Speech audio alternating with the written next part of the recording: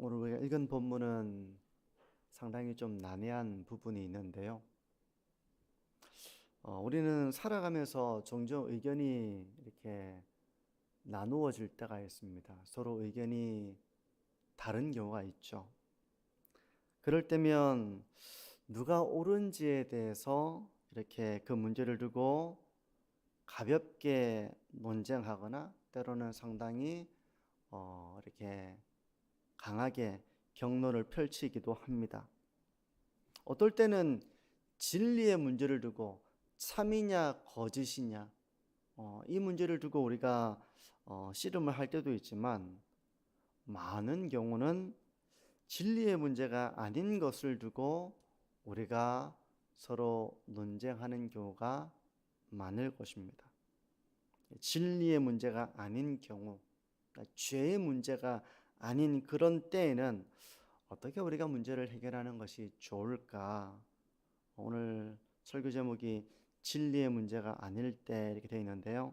이런 경우에 우리가 어떻게 지혜롭게 문제를 해결해 나가면 좋은지 오늘 말씀을 좀 염두에 두면서 우리 삶 가운데도 어떤 문제가 죄가 되거나 죄가 되지 않는 그렇게 딱 잘라지지 않는 그런 문제가 있을 때, 그래서 논쟁이 될 때 그런 문제를 우리가 어떻게 다루면 좋을까, 이런 것을 좀 염두에 두면서 오늘 말씀을 함께 생각해 보면 좋을 것 같습니다.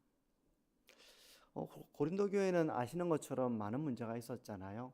음행의 문제도 있었고, 그리고 분쟁의 문제도 있었고, 우상 제물을 먹는 것으로 인하여 갈등도 있었고, 세상 법정에 서로를 고소하는 이제 이런 일도 있었고, 여러 가지 문제와 갈등이 있었고, 지금 그런 갈등의 문제들을 계속해서 바울이 하나씩 하나씩 거론하면서 그에 대한 이제 대안을 제시하고 있는 가운데 있는데, 오늘 본문에서 이제 고린도 교회의 또 하나 문제가 되었던 것은 남자와 여자가 머리에 수건, 두건이라 말할 수 있겠죠. 머리에 쓰는 거니까 모자와 같은 두건, 이런 것을 써야 되느냐 말아야 되느냐 하는 것이 논쟁이 되었다는 것입니다. 오늘날 우리에게는 그렇게 궁금하지도 않고, 당연히 우리가 예배드릴 때 뭔가를 써야 된다 말아야 된다 이런 논쟁은 우리에게 이제 일어나지는 않습니다. 물론 야구 모자를 쓰고 와가지고 야구 모자를 써도 되느냐 이런 이야기는 나올 수 있겠죠. 근데 오늘 본문은 이제 그런 차원의 논쟁은 아니고요. 먼저 짚고 넘어갈 부분은 예배 시에 머리에 수건을 쓰느냐 마느냐 하는 것은 진리의 문제는 아니었다는 것입니다. 쓰지 않으면 죄다, 아니다, 쓰는 것이 죄다, 이런 죄의 문제는 아니었다는 것입니다. 만약 이것이 진리의 문제였다면 오늘날에도 계속해서 우리가 이것을 두고 옳고 그름에 대한 관점을 가지고 있겠지만, 오늘은 더 이상 이제 이런 논쟁이 우리 가운데는 없거든요. 그러면 바울은 당시 상황 속에서 이 문제를 어떻게 풀어나갔을까? 교회 가운데 있는 논쟁은 항상 진리의 문제만 있는 것은 아닙니다. 그렇지 않은 부분들도 교회 가운데 문제가 되고 갈등이 될 때가 있어요. 이럴 때는 진리의 문제가 아니니까 당신은 당신 좋은 대로 하고 나는 내 좋은 대로 하고, 그렇게 하자고 바울이 말했을까? 바울은 그렇게 하지는 않았습니다. 어쨌든 이런 문제로 교회가 나뉘어져 있는 상황이었기 때문에, 서로 분열되어 있는 상황이었기 때문에 바울은 어떻게든 이제 서로가 하나의 관점 아래에서 하나가 되도록 이렇게 좀 대안을 제시를 하는데요. 먼저 머리에 쓰는 문제에 대해서 바울은 이렇게 먼저 정리를 하고 있습니다. 4절과 5절을 성경책을 통해서 보십시오. 무릇 남자로서 머리에 무엇을 쓰고 기도나 예언을 하는 자는 그 머리를 욕되게 하는 것이요, 무릇 여자로서 머리에 쓴 것을 벗고 기도나 예언을 하는 자는 그 머리를 욕되게 하는 것이니 이는 머리를 민 것과 다름이 없음이라. 상당히 낯선 말씀이에요. 그죠? 우리에게는 이 말씀을 문자 그대로 우리에게 가져온다면 우리에게는 아무런 해당이 되지 않는 말씀이기도 합니다. 왜냐하면 우리는 모두 다 머리에 두건을 쓰는 일이 없기 때문에 그래요. 여기서 이제 바울이 정리하는 것은 남자는 기도나 예언을 할 때 머리에 무엇을 써서는 안 된다, 그렇게 말을 합니다. 남자는 써서는 안 된다. 하지만 여자는 머리에 쓴 것을, 이제 머리에 쓰고 있는 것을 벗고 기도나 예언을 해서는 안 된다, 이렇게 바울은 말하고 있습니다. 상당히 난해한 말씀이죠. 제가 이제 이것이 진리의 문제는 아니라고 말했습니다. 여기서 기도나 예언을 하는 그 상황은 바로 예배를 가리키는 것입니다. 그러니까 기도가 이루어지고 예언의 말씀이 이루어지는, 선포되는 이 상황은 바로 예배를 염두에 두고 있는 상황이에요. 그러니까 쉽게 말하면 예배를 드릴 때 남자는 머리에 무언가를 써서는 안 되고 여자는 머리에 쓰고 있는 것을 벗어서는 안 된다, 그런 의미인 것입니다. 왜 남자는 머리에 무언가를 써서는 안 되고 여자는 머리에 쓴 것을 벗어서는 안 된다고 한 것일까? 이 말씀은 당시 우리가 상황 속에서 이해하는 것이 바람직합니다. 지금 우리의 상황 속에서는 이미 우리에게 문제가 되지 않는 그런 부분이에요. 남자는 특별히 이제 머리에 무언가를 써서는 안 된다라고 바울이 말하고 있는데요. 당시 상황 속에서 남자가 예배를 드릴 때 수건을 쓴다면 그것은 기독교가 이방 종교의 예배 방식을 따르는 결과를 낳을지도 이제 모르는 그런 일이 되었습니다. 좀 이해가 되시겠습니까?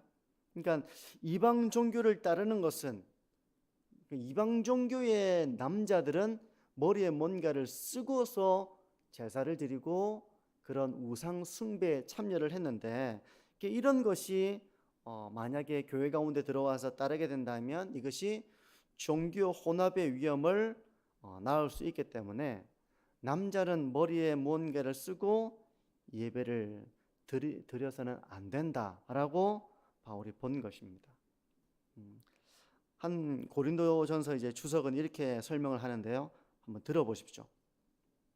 한마디로 말해서 남자들이 그리스도를 예배할 때 머리에 수건을 쓰는 것은 이방인 남자들이 신을 섬기는 것과 동일한 방식으로 예배하는 것이었습니다.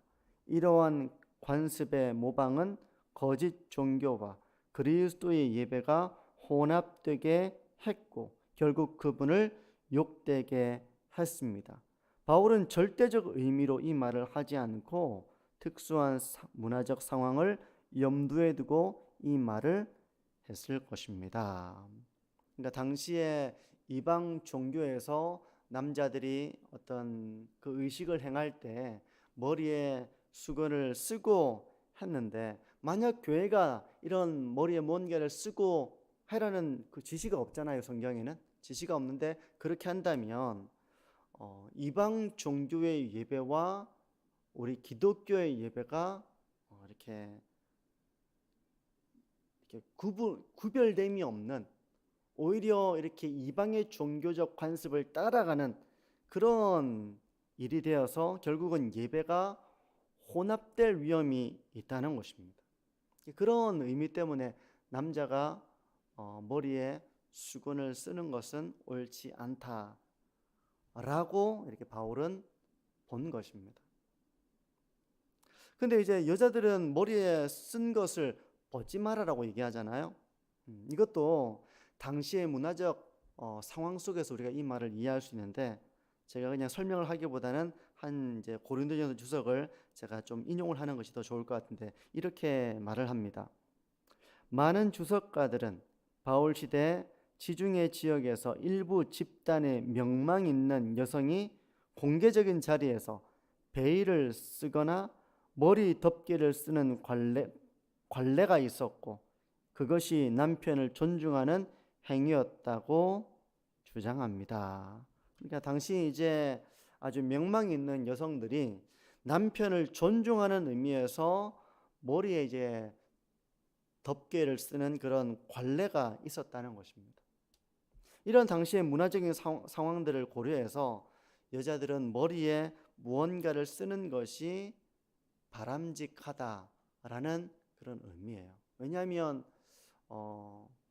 남편과 아내의 관계 속에서 남편은 아내의 존경과 또 이런 존경과 또 복종하라는 그런 말씀을 하고 있잖아요, 성경이. 그러니까 그런 문화적 상황 속에서도 여성이 남편을 존중하는 것처럼 그런 문화적 요소를 교회 가운데에서 이렇게 존중해서 따르는 것이 바람직하겠다라는 그런 의미로 바울은 말하고 있다는 것입니다. 이것이 어떤 죄의 문제로서 절대적인 어떤 의미로서 그렇게 하라라는 의미였다면 지금도 우리는 이 말씀을 문자 그대로 적용시켜서 여성은 덮개를 쓰고 어떤 이렇게 수건을 뒤집어 쓰고 그렇게 했을 거겠지만 이제 그런 진리의 문제, 그런 문제는 아니었다는 거예요. 이런 문제는 말씀드린 것처럼 진리의 문제는 아니고 문화적인 부분을 어떻게 수용할 것인가라고 하는 이제 그런 문제인데요. 그래서 박연순 교수님은 이렇게 설명한 바가 있습니다. 이 부분까지 제가 인용을 했는데요. 이런 일들은 머리에 수건을 쓸 것이냐 말 것이냐는 그런 부분이죠. 이런 일들은 풍속에 관계된 것뿐이고 근본적인 진리에 속한 일들은 아닙니다. 그러므로 어떤 풍속이든지 그것이 죄악을 범하는 것이 아닌 한 신자는 그 풍속을 따름이 어떤 의미에선 양심적입니다.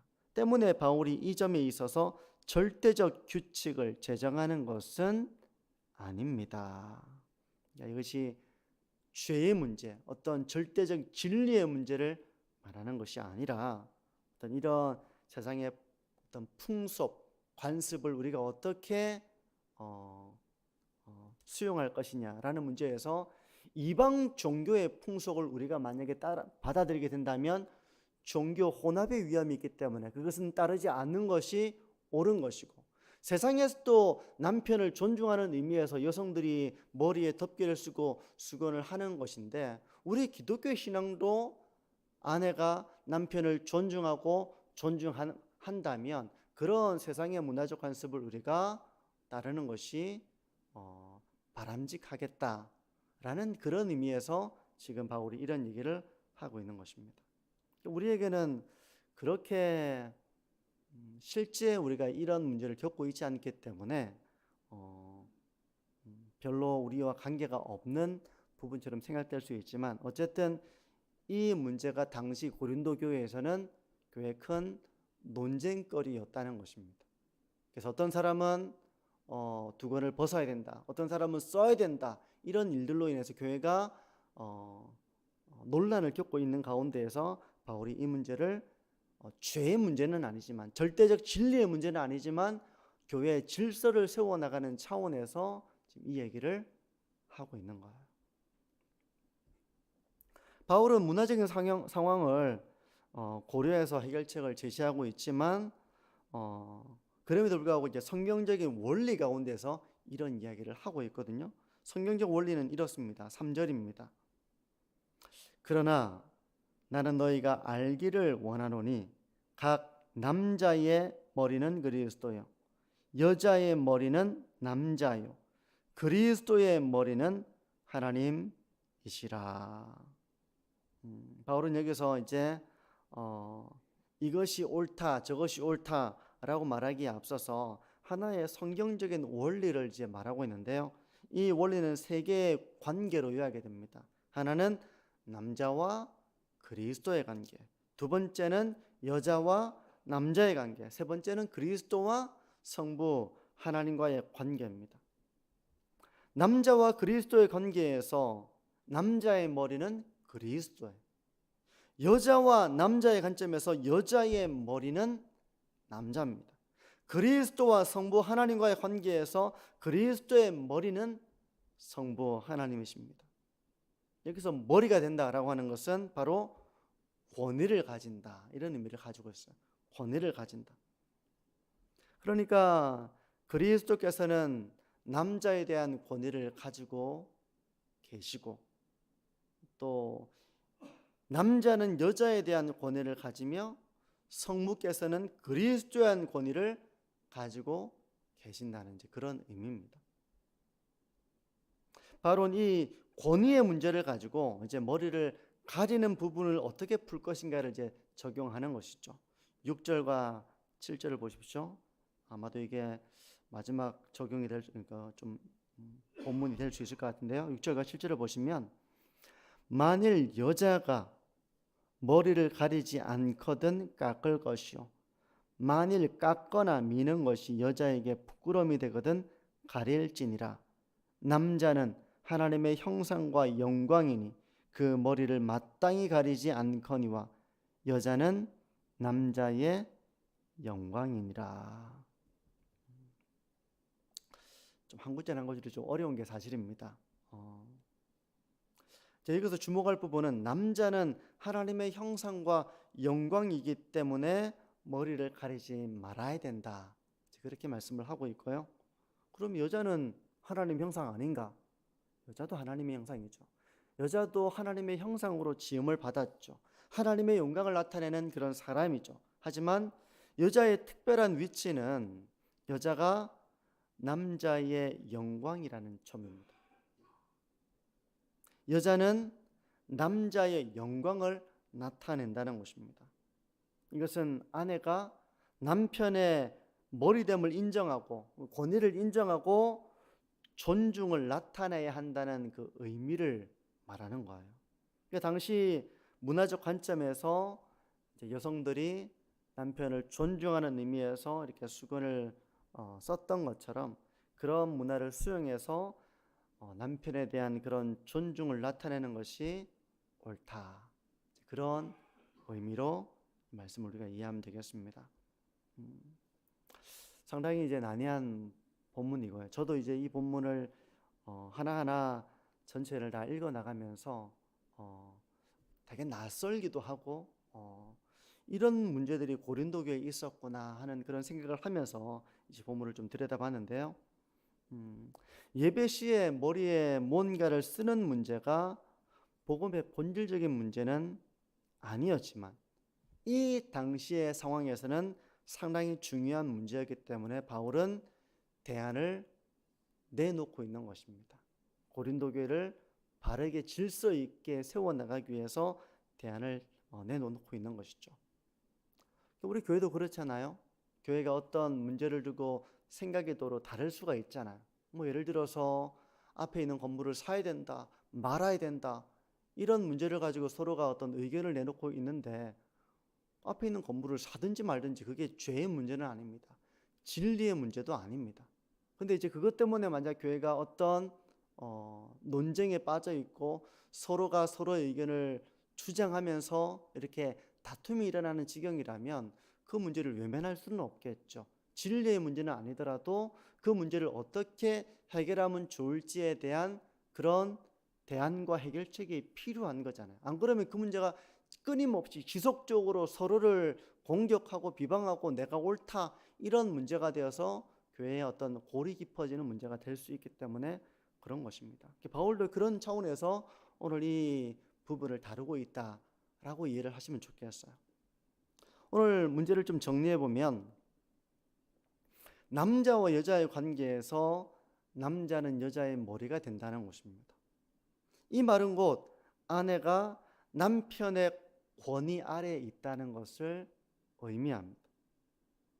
이런 차원에서 바울은 당시의 문화와 관습이었던 여성이 이제 머리에 수건을 쓰는 문제를 풀어나가고 있는 거예요. 비록 그것이 복음의 본질적인 문제는 아니라고 하더라도 당시의 관습에서는, 사회에서는 그것을 하나의 도덕으로, 권장하는 하나의 덕으로 당연히 남편을 존중하고 존경하는 차원에서 이런 머리에 수건을 썼던 것처럼 교회도 그게 뭐 죄의 문제는 아니니까, 또 교회 역시 기독교 어떤 그런 말씀 가운데에서 아내는 남편의 머리됨을 존중하는 것이 당연한 일이기 때문에 이제 그런 문화적인 부분들을 수용하는 것이 바람직하겠다라는 것이 바로 바울의 대안이었습니다. 이런 바울의 가르침은 그동안 바울이 이제 취했던 자신의 어떤 선교적인 관점과도 연결이 되죠. 헬라에게는 헬라인이 되었습니다. 자기는 유대인이잖아. 헬라인이 아닙니다. 하지만 죄가 되지 않는 문제라면, 진리의 문제가 아니라면 헬라인들의 관습을 취하고 그들과 같이 어울리고, 그래서 그들을 어떻게든 복음으로 인도하기 위해서 헬라에게는 헬라인이 된 거예요. 바울은 유대인이지만 이제는 유대의 전통을 고수하는 유대인은 아닙니다. 그는 그리스도인이 되었습니다. 하지만 유대인을 그리스도께로 인도하기 위해서 그는 유대인이 된 거예요. 그들의 전통이 바울에게는 더 이상 절대적인 부분이 아니지만 그 전통을 따르고 또 유대인들을 존중하는 것은 그들을 주님께로 인도하기 위한 그런 바울의 선교적인 정신 때문이었습니다. 연약한 자에게는 친히 연약한 자가 되었다라고 하는 것도 동일한 말씀으로 우리가 이해를 할 수 있어요. 자신의 자유와 권리를 포기하고 영혼을 구원하는 일에 집중하는 삶을 살았던 것처럼 만약에 이제 그런 문제가 교회 가운데 들어올 때 어떻게 하는 것이 정말 영혼을 구원하는 것이며 또 하나님께 영광이 되는 일인 것인가를 생각하면서 자기의 자유와 권리를 포기하고 도리어 연약한 자를 품어주고, 연약한 자는 이렇게 성숙한 자를 다 이해하지 못하지만 성숙한 자는 연약한 자의 연약함을 이해할 수 있잖아요. 그러니까 성숙한 자가 품기가 훨씬 쉬운 것입니다. 연약한 자를 향해서 성숙한 자를 품어야 된다. 자녀가 부모를 어떻게 다 이해합니까? 자녀가 부모를 어떻게 다 품어냅니까? 부모가 자녀를 품어내고 그 연약함을 헤아리고 하는 것처럼 교회 가운데서도 성숙한 자가 그렇게 연약한 자를 품어냄으로 교회를 든든하게 세워나가야 된다. 그런 의미로 이 말씀을 좀 적용해 볼 수 있을 것입니다. 그런데 오늘 말씀에서 우리가 좀 한 가지 좀 기억해야 될 부분은, 남자와 여자의 관계 속에서 남자가 여자의 머리됨 역할을 감당하지만 그렇다고 해서 남자와 여자의 관계가 뭐 주인과 종의 관계는 아닙니다. 이것은 에베소서에서도 이제 나오는 반복적인 부분인데요. 11절과 12절도 한번 잠깐 보시면요. 그러나 주 안에는 남자 없이 여자만 있지 않고 여자 없이 남자만 있지 아니하니라. 이는 여자가 남자에게서 난 것 같이 남자도 여자로 말미암아 났음이라. 그리고 모든 것은 하나님에게서 났느니라. 에베소서에도 남편과 아내의 관계에 대해서 말씀을 하고 있는데, 아내는 남편에게 복종하고 남편은 아내를 사랑하라고 말씀하고 있잖아요. 그러니까 이것은 서로가 서로를 가장 귀하게 여기라는 말씀이에요. 복종하라고 그러니까 뭐 주인이 되고 종이 되고 그런 관계가 아닙니다. 도리어 남편은 그리스도께서 교회를 위해서 목숨을 주신 것처럼 그렇게 아내를 사랑하라고 말씀하는 것은 서로를 가장 합당하게 귀하게 여기고 대하라는 말씀이에요. 그러므로 오늘 이 말씀 속에서도 남자가 우월하고 여자가 열등하다, 그런 의미를 나타내는 것은 아니라는 것을 좀 정리를 하시면 좋겠습니다. 성도 여러분, 이제 말씀을 정리합니다. 진리의 문제가 아닐 때에도 교회에 때로 갈등이 되고 논쟁이 되는 일들이 생겨날 때가 있습니다. 죄의 문제는 아니에요. 진리의 문제는 아닙니다. 뭐 앞에 있는 장의자를 뭐로 할 것이냐, 개인 의자로 할 것이냐, 아니면 장의자로 할 것이냐, 색깔은 밝은 것으로 할 것이냐, 어두운 것으로 할 것이냐, 문은 유리로 할 것이냐, 나무로 할 것이냐, 철제로 할 것이냐, 이런 것들은 사실 진리의 문제는 아닙니다. 근데 교회는 진리의 문제가 아닌 것으로 우리가 서로 의견이 나누어져서 이렇게 논쟁을 할 때도 있고, 그 논쟁이 격해져서 갈등을 낳을 때도 있는 것이 사람들이 살아가는 곳이라면 얼마든지 경험할 수 있는 것이죠. 가정에서도 그렇잖아요. 죄의 문제로 우리가 뭔가를 바로잡는 경우도 있지만 많은 경우는 죄의 문제가 아니라, 진리의 문제가 아니라 그렇지 못한 것을 두고 우리가 서로 이렇게 대화를 하고 논쟁을 하는 경우들이 더 많을 것입니다. 진리의 문제가 아닐 때에도 우리는 그 문제를 외면하기보다는 덕스럽게 세워나가는 것이 어떤 것인가에 대한 지혜를 구해야 됩니다. 근데 이 지혜라고 하는 것이 참 모든 사람들이 수용할 만한 것이 되어야 하기 때문에 지혜롭게 문제를 해결해 나가는 것은 참 어려워요. 내가 고집을 피우고 내가 목소리를 높여서 해결할 수 있는 문제가 아니라 우리 모두가 다 수용할 만한 그런 대안을 찾아나가는 과정이기 때문에 지혜가 많이 필요합니다. 성도 여러분, 때로 어떤 문제들이 우리 가운데 있어서 그것이 우리 가운데 논쟁이 될 때가 있고 또 갈등이 될 때가 있고 서로 의견이 나누어질 때가 생길 때가 있죠. 그럴 때 우리가 그 문제를 어떻게 덕스럽게 지혜롭게 해결해 나갈 것인가를 두고 하나님의 뜻을 구하고 성경적인 원리에 기초해서 우리 모두가 마땅히 따라야 할 바가 뭔가 어떤 그런 성숙한 관점을 가지고 그러면서도 연약한 자를 품어낼 수 있는 이런 모습을 통해서 교회가 하나됨을 잃지 않고 또 복음의 순수성을 잘 지켜나가는 우리 교회가 되어지기를 바랍니다.